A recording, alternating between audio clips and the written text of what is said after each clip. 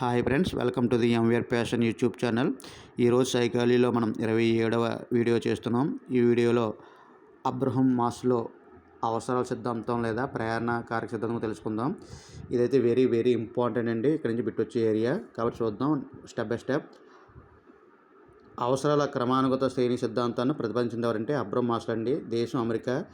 నేను శాస్త్రవేత్తలు వారి యొక్క దేశాల మీద వీడియో చేశాను, చూడండి. అక్కడ ప్రతిదీ కూడా కవర్ చేశాను, మీకు యూజ్ అవుతుంది. ఇంపార్టెంట్ ఇస్తున్నాడు బిట్టు ఈ టైప్లో కూడా. నెక్స్ట్ ఏంటంటే మానవతావాద మూల పురుషుడు ఎవరు అంటారు. ఎవరండి? Abraham Maslow. ఇది కూడా ప్రీవియస్ బిట్టే. మానవతావాద మూల పురుషుడు ఎవరంటే అబ్రహం మాస్లో.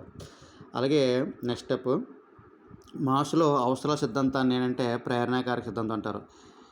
ప్రేరణాకారక సిద్ధాంతం అని ఎందుకంటామంటే మాస్లో ప్రకారం ప్రేరణ ఎప్పుడు కూడా అవసరాలతో ముడిపడి ఉంటుంది. ఎలా అంటే ఇప్పుడు ఫర్ సపోజ్ నాకు ఉద్యోగం అవసరం అండి. ఉద్యోగం అవసరం కాబట్టి ఏం చేస్తాను? ప్రేరణ పొంది చదవాలి. కాబట్టి ఇక్కడ ప్రేరణకి అవసరానికి కూడా ఎలా ఉందంటే బాండ్ ఉంది. కాబట్టి దాన్ని ఈ సిద్ధాంతాన్ని అందుకే ప్రేరణాకారక సిద్ధాంతం అంటారు. అలాగే మాస్లో ప్రకారం వ్యక్తి యొక్క అవసరాల శ్రేణుల సంఖ్య 5 అండి. గుర్తుపెట్టుకోండి. 5 ఫింగర్స్ 5 నీడ్స్ అని గుర్తుపెట్టుకోండి. చెప్పండి. 5 ఫింగర్స్ 5 నీడ్స్ మనం గుర్తుపెట్టుకుంటే మనకి గుర్తుంటుంది. వీటిని ఒక నిచ్చెన క్రమంలో అమర్చాడు. చూద్దాం. ఇక్కడ చూడండి, ఈ పటాన్ని చూస్తే నాకు ఎడ్గార్ డేల్ అని మూలసంఖ్య గుర్తొస్తుంది.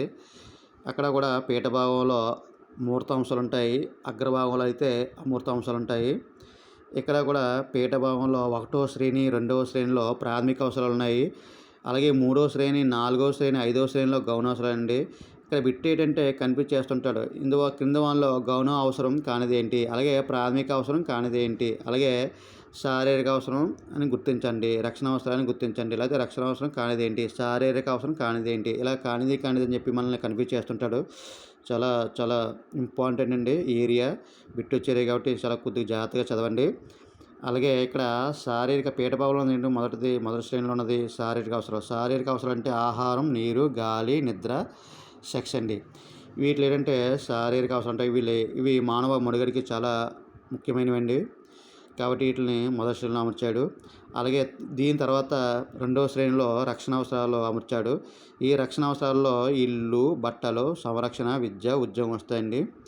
ఇవండి ప్రాథమిక అవసరాలు. 1వ శ్రేణి 2వ శ్రేణి గుర్తుపెట్టుకోండి.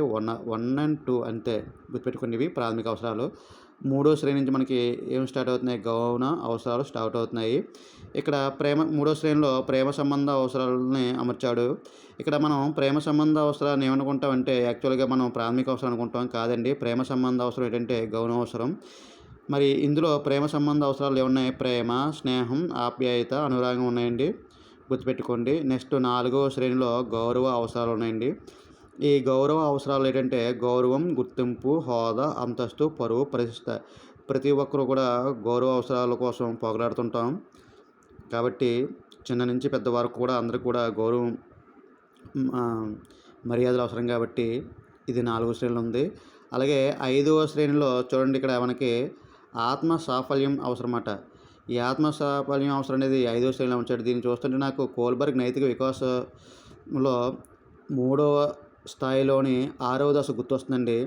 అక్కడ ఆత్మ సంతృప్తితో పనిచేస్తుంటారో ఆ దశలోని. ఇక్కడ ఆత్మ సాఫల్యం.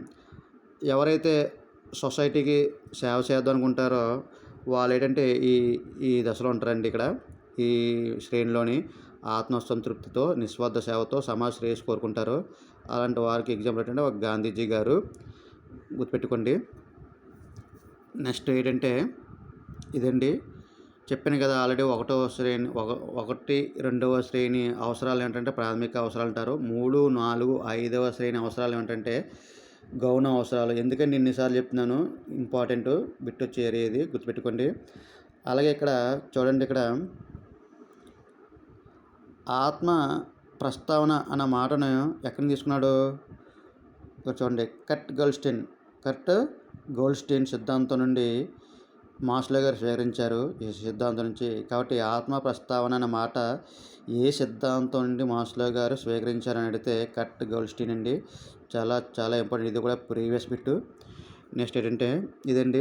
యాక్చువల్గా ఈ వీడియో నేను సైకాలజీ అకాడమీ టెక్స్ట్ బుక్ నుంచి చేద్దాం అనుకున్నాను, కానీ అక్కడ పేరా రూపంలో ఉంది. అందువల్ల ఇక్కడ అయితే పాయింట్ వైజ్గా ఉంది కాబట్టి మెటీరియల్ కూడా బాగుంది, చాలా చక్కగా ఇచ్చాడు. కాబట్టి నేను వీడియో ఈ మెటీరియల్ నుంచి చేశాను. బిట్ అయితే అన్నీ కవర్ అయ్యాయి. చాలా చక్కగా ఇచ్చాడు. చూసుకోండి, బాగా చదవండి. అలాగే ఇంకా ఎవరైనా మన ఛానల్ని సబ్స్క్రైబ్ చేసుకోకపోతే చేసుకోండి. అలాగే మీరు ఈ వీడియో మీకు నచ్చినట్లయితే లైక్ చేయండి, షేర్ చేయండి, కామెంట్ చేయండి. కామెంట్ చేస్తే వీడియో అనేది నేను ఏ విధంగా చేశాను అని నాకు తెలిస్తే, నా లోపాలు నాకు తెలుస్తాయి. మంచిగా చేశానా లేదా ఏమైనా ఓవర్ యాక్షన్ చేశాను అనేది చెప్తే నేను నా లోపాలు నేను తగ్గించుకొని ఇంకా వీడియో బాగా వచ్చే విధంగా చేస్తాను. అలాగే ఇంకేంటంటే, ఇప్పటివరకు మన ఛానల్ని ఎవరైతే సబ్స్క్రైబ్ చేసుకున్నారో వాళ్ళందరికీ కూడా నేను హృదయపూర్వకంగా అభినందిస్తున్నానండి. అలాగే ఈ వీడియోలన్నీ మీకు చాలా ఉపయోగపడతాయి. కరెక్ట్గా అయితే మంచి స్కోర్ చేస్తారు. ఎందుకంటే నేను వెరీ వెరీ ఇంపార్టెంట్ టాపిక్స్ని మాత్రం తీసుకుంటున్నాను. ఇప్పుడు ఈరోజు టాపిక్ తీసుకున్నాను. యాక్చువల్గా అయితే నేను బిట్ల రూపంలో చేసేవన్నమాట. ప్రతి వీడియో కూడా ఇంపార్టెంట్ బిట్స్ తీసుకుంటున్నాను. టెక్స్ట్ బుక్లో నలుమూలలో ఉన్న బిట్లు కవర్ చేస్తున్నాను. అలాగే ఈ మధ్యకాలంలో ఐసీటీ కూడా చేస్తాను. ఇంకా ఐసీటీ మొత్తం బిట్లు కూడా ఒక 2 వీడియోల్లో 3 వీడియోలు చేస్తాను. అవి కూడా ప్రీవియస్ పేపర్లో బిట్లు, అలాగే టెక్స్ట్ బుక్లో ఏమన్నా ఇంపార్టెంట్ బిట్లు ఉంటే చూద్దాం.